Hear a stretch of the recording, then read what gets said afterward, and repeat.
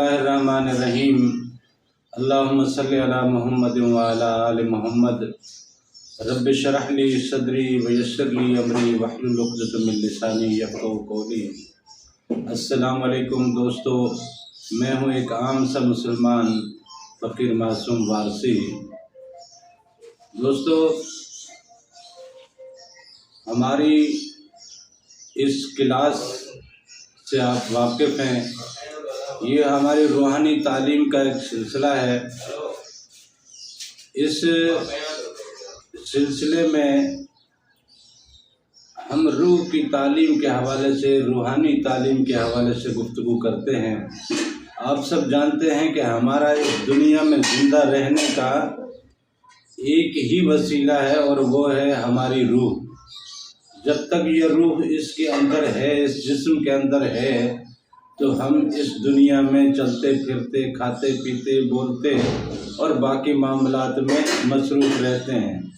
جیسے ہی اس جسم سے روح پرواز کر جائے گی تو یہ جسم کسی کام کا نہیں ہے، ہمارے احباب اسے اٹھا کے دفنا دیں گے،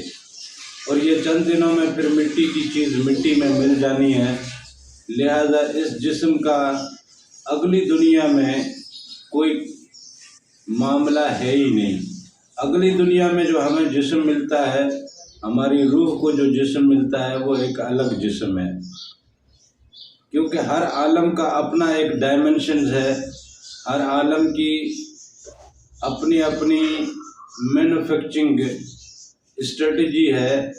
اس مینوفیکچرنگ اسٹریٹجی اور اس کے اپنے جزیات کے حساب سے اس کا جسم اسے ملے گا تو وہ وہاں سروائیو کرے گا۔ مچھلی پانی کے بغیر سروائیو نہیں کر پاتی، اس لیے کہ اس کی تخلیق کا جو طریقہ کار ہے وہ پانی سے ریلیٹڈ ہے۔ اسی طرح ہم اور آپ پانی میں رہ نہیں سکتے۔ اگر ہمیں تھوڑی دیر کے لیے پانی کے اندر ڈال دیا جائے تو ہم تھوڑی ہی دیر میں مر جائیں گے۔ ہمیں زمین کے اندر دفن کر دیا جائے، ہم تھوڑی ہی دیر میں مر جائیں گے۔ اسی طرح ہمیں ہواؤں میں، خلاؤں میں اگر اڑا دیا جائے یا وہاں سے اچھال دیا جائے تو ہم اس فضا کے معاملات میں اور اس فضا کی کشش میں ہم تحلیل ہو جائیں، ریزہ ریزہ ہو جائیں۔ ہمارا جسم اس دنیا کے معاملات کو کوالیفائی نہیں کرتا تو اگلے دنیا کو کوالیفائی کیا کرتا ہوگا؟ لہذا جو اگلی دنیا کو کوالیفائی کرتی ہے وہ کرتی ہے حقیقت میں روح، اور روح کو پھر اگلا ایک اور جسم دیا جاتا ہے جو اس جہان کے حوالے سے، اس عالم کے حوالے سے اس میں وہ کوالیفیکیشنز اور وہ کیٹیگریز موجود ہوتی ہیں جو اس عالم کی ڈائمنشن کو فیس کر سکے اور وہاں پہ وہ سروائیو کر سکے۔ لہذا ہم روحانیت کی اس تعلیم کے اس سلسلے میں آپ سب دوستوں کو خوش آمدید بھی کہتے ہیں، اور آپ سب سے درخواست بھی کرتے ہیں کہ آپ خود تو اس سلسلے سے جڑے رہیے، اپنے احباب کو بھی اس سلسلے سے جوڑیے، تاکہ ان کی روح کی غذا اور ان کی روح کی تعلیم بھی ہو سکے، تاکہ وہ جب اللہ کے حضور حاضر ہوں یا آقا دو جہاں کے حضور جب حاضر ہوں تو وہاں ان کو شرمندگی نہ ہو، وہاں وہ سرخرو ہوں۔ اور ان کی وہاں کی سرخروئی اگر آپ کی اور ہماری نسبت سے یا ہماری ذرا سی کوشش سے ہو جائے تو ہم کوئی اور کام کر کے کسی اور عمل کی وجہ سے اگر کوالیفائی نہ بھی ہو پائیں تو یہ بھی ہمارے لیے بڑا انعام ہو جائے گا، اور اس کی وجہ سے بھی ہم وہاں پہ سرخروئی کو کوالیفائی کر پائیں گے۔ آج جو موضوع آپ کے سامنے ہے وہ یہ ہے کہ خیالات کہاں سے آتے ہیں۔ نارملی ہم سب یہ جانتے ہیں اور یہ بات ہم مانتے ہیں کہ خیال ہمارا جو ہے ہمارے ذہن سے اٹھتا ہے۔ دراصل یہ بات ایسے نہیں ہے، ہمارے ذہن سے خیال نہیں اٹھتا، خیال ہمارا اٹھتا ہے ہمارے نفس سے۔ یہ دنیا ناسوت کی ہے، اس کی نسبت نفس کی ہے۔ ہمارا نفس اس دنیاوی کشش میں مست رہتا ہے، اور اس دنیاوی معاملات میں لگا رہتا ہے، دن رات محنت کرتا ہے، کام کاج کرتا ہے، کاروبار کرتا ہے، اور دوسری چیزیں اپنی سہولت کی، اپنی غرض غایت کی، اپنی تمناؤں کی، اپنی خواہشات کی ایک جنگ لڑتا رہتا ہے۔ اس نفس کو جو ماحول ملا ہوا ہے، یہ اپنے ماحول کے مطابق سوچتا ہے اور اس سوچ کو ذہن کی طرف کنورٹ کرتا ہے، اور وہ ذہن سے ہوتے ہوئے پھر پورے جسم کے اوپر اپلائی کے لیے وہاں سے مانیٹر ہوتا ہے، ذہن سے مانیٹر ہوتا ضرور ہے، لیکن یہ آتا نفس کی طرف سے ہے۔ لہذا اسی وجہ سے فرمایا گیا کہ موتو قبل ان تموتو، مر جاؤ اس سے پہلے کہ تمہیں موت آ جائے، تمہیں مرنا پڑے اس سے پہلے مر جاؤ۔ تو یہ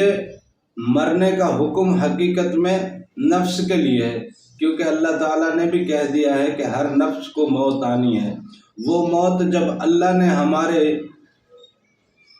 لیے لکھی ہے، اور جو وقت ہمارے لیے اللہ تعالیٰ نے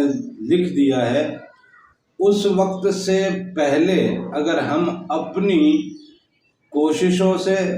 اپنی ریاضتوں سے، اپنی محنتوں سے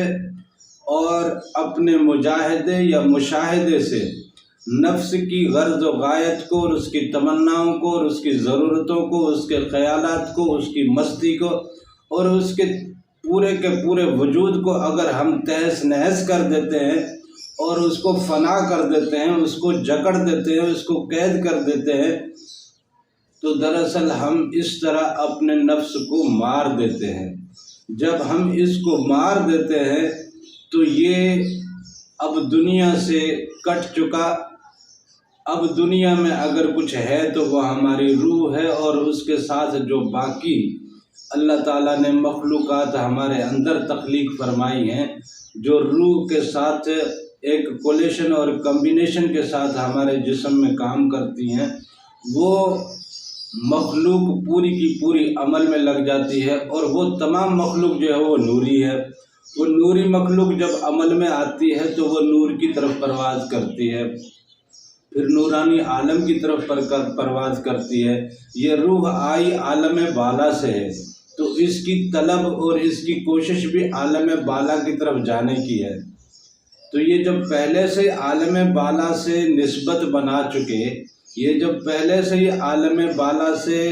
اپنا کنیکشن بنا چکے، یہ جب پہلے سے ہی اپنے آپ کو عالم بالا سے مربوط کر چکی ہے، تو بوقت نزع اسے محسوس نہیں ہوتا،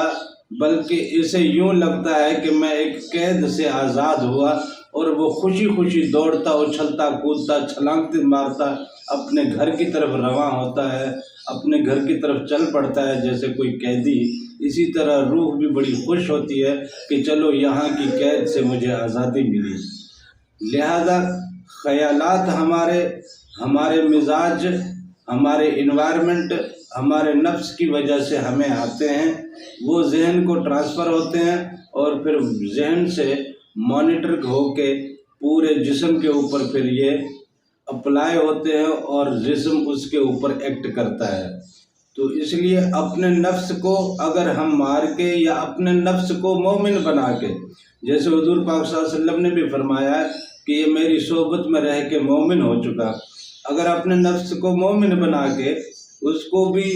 اسی نورانی مخلوق کی صحبت میں اور اس کی دوستی میں اور اس کی سنگت میں اور اسی کے ذکر اذکار اور انوار کے عالم میں اگر ہم ٹرانسفر کر دیتے ہیں،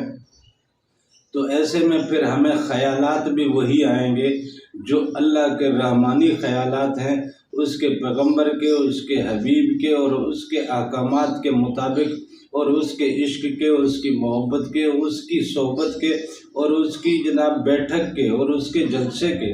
اس کے ساتھ ملنے، اس کے ساتھ رہنے، اس کے دیدار کرنے کے خیالات بھی آئیں گے، اور وہی خیالات پھر ہمارے ویژولائزیشن کو اتنا پختہ اور مضبوط کرتے ہیں، اور پھر وہ ہمیں اتنی یکسوئی دیتے ہیں کہ پھر اس یکسوئی سے جو چیز ہمیں ملتی ہے وہی حقیقت میں ہماری معراج ہے، ہمارے ایمان کی معراج ہے۔